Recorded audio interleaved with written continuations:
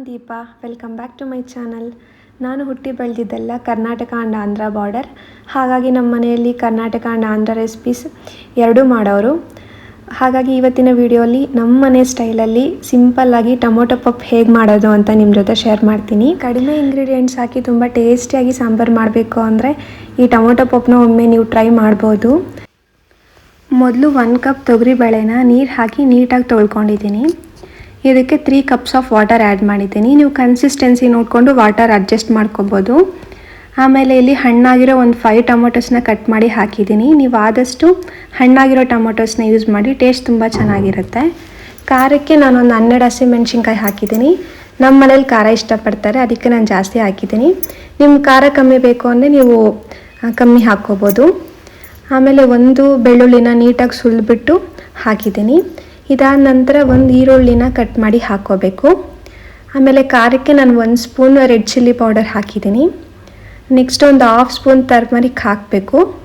ಆಮೇಲೆ ರುಚಿಗೆ ತಕ್ಕಷ್ಟು ಉಪ್ಪು ಹಾಕಿಬಿಟ್ಟು ಲಿಡ್ ಕ್ಲೋಸ್ ಮಾಡಿ ಒಂದು 3 ವಿಷಿಲ್ಸ್ ಬರೋವರೆಗೂ ಬಿಡಬೇಕು. 3 ವಿಷಿಲ್ಸ್ ಬಂದಮೇಲೆ ವಾಟರ್ ಸಪ್ರೇಟ್ ಮಾಡಿ ಚೆನ್ನಾಗಿ ಸ್ಮ್ಯಾಶ್ ಮಾಡ್ಕೋಬೇಕು. ಆಂಧ್ರ ಸ್ಟೈಲ್ ಟೊಮೊಟೊ ಪಪ್ಪು ಅಂದರೆ ಸ್ವಲ್ಪ ಗಟ್ಟಿಯಾಗೇ ಇರಬೇಕು. ಕನ್ಸಿಸ್ಟೆನ್ಸಿ ತಿಕ್ಕಾಗಿದ್ರೇ ಟೇಸ್ಟ್ ತುಂಬ ಚೆನ್ನಾಗಿರೋದು. ನಾವು ತುಂಬ ನೀರಾಗಿದ್ದರೆ ಅದು ಟೇಸ್ಟ್ ಅಷ್ಟೊಂದು ಚೆನ್ನಾಗಿರಲ್ಲ. ಇಲ್ಲಿ ಒಗ್ಗರಣೆಗೆ ನಾನು 2 ಟೇಬಲ್ ಸ್ಪೂನ್ ಆಯಿಲ್ ಆ್ಯಡ್ ಮಾಡಿ ಅದಕ್ಕೆ 1 ಸ್ಪೂನ್ ಸಾಸಿವೆ, ಹಾಗೆಯೇ ಜೀರಿಗೆ, ನೆಕ್ಸ್ಟು 1 ಕರಿಬೇವು, ಹಾಗೆಯೇ ಒಂದು 3 ಒಣಮೆಣ್ಸಿನ್ಕಾಯಿ ಹಾಕಿದ್ದೀನಿ. ನಿಮ್ಗೆ ಬೇಕು ಅಂದರೆ ಕಡಲೆಬೇಳೆ, ಉದ್ದಿನಬೇಳೆ ಹಾಕ್ಕೋಬೋದು, ನಾನು ಹಾಕಿಲ್ಲ. ಆಮೇಲೆ 1 ಬೆಳ್ಳುಳ್ಳಿನ ನೀಟಾಗಿ ಸುಲಿದ್ಬಿಟ್ಟು ಹಾಕಿದ್ದೀನಿ. ನಾವು ಆಲ್ರೆಡಿ ಸಾಂಬಾರ್ಗೆ ಹಾಕಿದ್ದೀವಿ ಸ್ಟಾರ್ಟಿಂಗಲ್ಲೇ.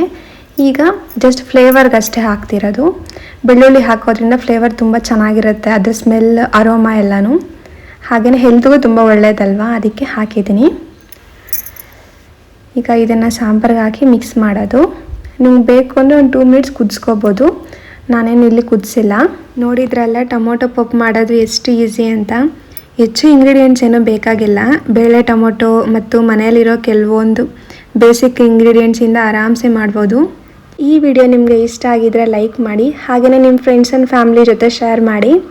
ಹಾಗೆಯೇ ಇಂತಹ ಸಿಂಪಲ್ ರೆಸಿಪೀಸ್ಗಾಗಿ ನನ್ನ ಚಾನಲ್ನ ಸಬ್ಸ್ಕ್ರೈಬ್ ಮಾಡ್ಕೊಳ್ಳಿ. Thanks for watching.